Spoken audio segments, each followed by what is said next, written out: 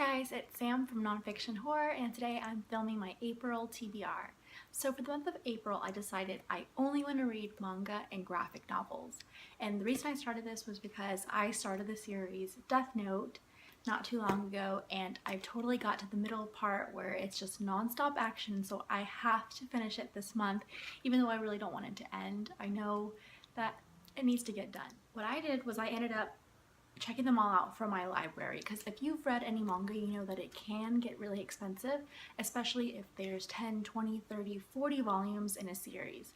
So I actually own quite a few on my bookshelf, but I decided that I was going to start checking them out from my library. So libraries have come so far. There's actually a library app that I have, and so I can check out a book, I can see what locations are around me that currently have it, so I don't have to wait and put them on hold. But even if I wanted to, I can check out 4, 5, 10, 15, I don't even know the limit on the books, honestly, but it's really nice because I can check out 5 volumes at a time and have them and read them and then return them.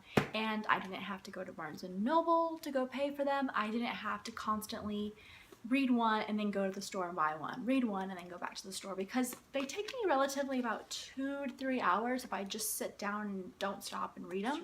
So it was not practical to be constantly running to Barnes & Noble to go get the next series. So I currently just finished 8, so I need to go ahead and return this one, and then I have the last few volumes 9, 10, and 11, and 12 currently with me. So these are the ones I'm planning to read at the end of April. Hopefully I will be done. If you don't know what Death Note's about, it's about a boy named Light, and he discovers that he can write somebody's name in the Death Note and they will die.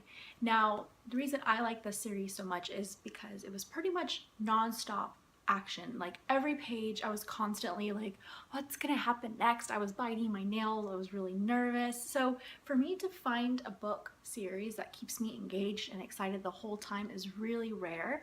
And so honestly, I would say that it's a given. Everybody loves Harry Potter, but I would say it's Harry Potter and then like Death Note. They're pretty much neck and neck. I feel like right now this series is equivalent to me with that same kind of feeling that I got reading those books, that there was totally this whole other new world and this new realm that I had never even knew could exist.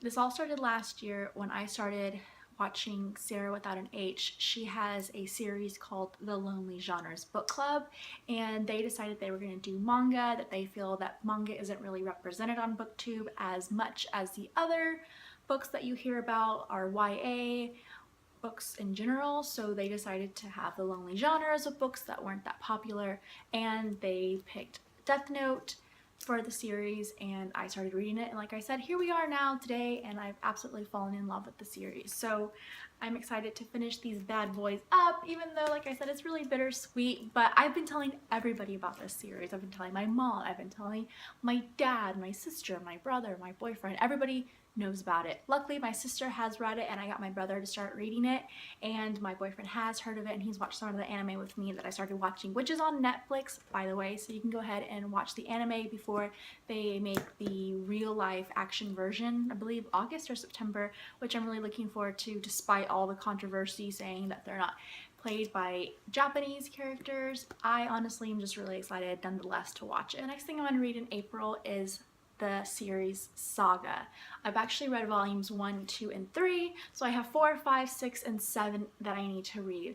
So I did check them out from my library, but they're taking kind of a long time to get there. I went today and it said that they were there, but they weren't. It said they were there, but they're not. But that's not a big deal, because I don't know if you've heard of the app. It's called Hoopla, and so what it is, it's a pretty much online library where you can check out books totally free. You get 5 checkouts a month, but they do have graphic novels, tons of different series, and so the one that I checked out, of course, was number 4, and then here it is, and then you kind of just scroll along and you can go ahead and read, and of course you can zoom in so you can read a little bit better what they are saying. But I've absolutely loved being able to utilize this. The reason I like using this app is because it's really convenient for me, so I can just go ahead and check out a book and go ahead and read it, and then you just return it. They don't charge you late fees, they don't charge you anything like that. At the beginning of the next month, all the things that you checked out automatically get sent back and then you restart again. But they have tons of books on here. They have audiobooks, movies, music, and then you can check out the ebooks. So right now I have the whole saga checked out. Right now I have the whole collection. Like I said, I need to finish 4, 5, 6, and 7. The most recent one that was just published not too long ago, honestly. So I'm really excited to finish these up. So for the month of April, like I said, I want to finish Death Note and finish Saga, which have both been awesome series. And Saga is pretty much about this man and this woman who live on totally different planets. They get together, they have a baby, and now pretty much it's like a Romeo and Juliet but in space, because her family hates his family and his family hates her family. Yeah. But in addition to that, the world and the planets are at war, so they're constantly on the run and they're trying to take care of their little baby Hazel, who is really cute. And there's so many other side characters. I will say that this one has a little bit more graphic content than Death Note. There's nudity, vulgar language, there's some really weird topics that they talk about, sex slaves, everything like that. So I would say it's probably best if you're like 18 and up, even though, I mean, honestly, nowadays younger kids are seeing a lot more risque things at their age. But check out Hoopla if you don't already have it. You have to have a library card though. That's the way that they can kind of validate that somebody does have a library card to check out books. That way it's open, or it's actually just open to a small community of people, and that way they're kind of held accountable, I guess, by your library card. I'm not sure the inner workings of it, but it's a really cool website, or a really cool app, I should say, that I've been using for a little over a year now. And so that's another way that you guys can save money if you don't want to go constantly be buying books. There are a million books on here, so go check it out. Honestly, that was all I had to say for my April TBR. I will just say once again how much I love the library, and if you haven't checked out your public local library, I definitely recommend that you should get a library card. If you're local, they're usually free. Mine was free. I just moved to the city that I live in, and it's maybe about a mile or 2 down the road, so it's so convenient. They have movies now, they have DVDs, Blu-ray, movies that have just been in theaters.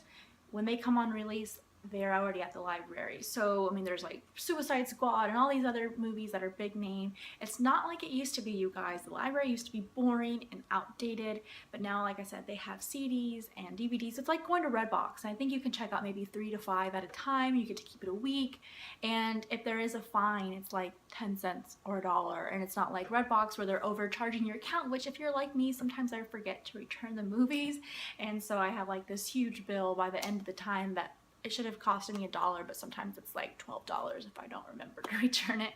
So I hope you guys enjoyed this video. I will see you guys next time. Bye.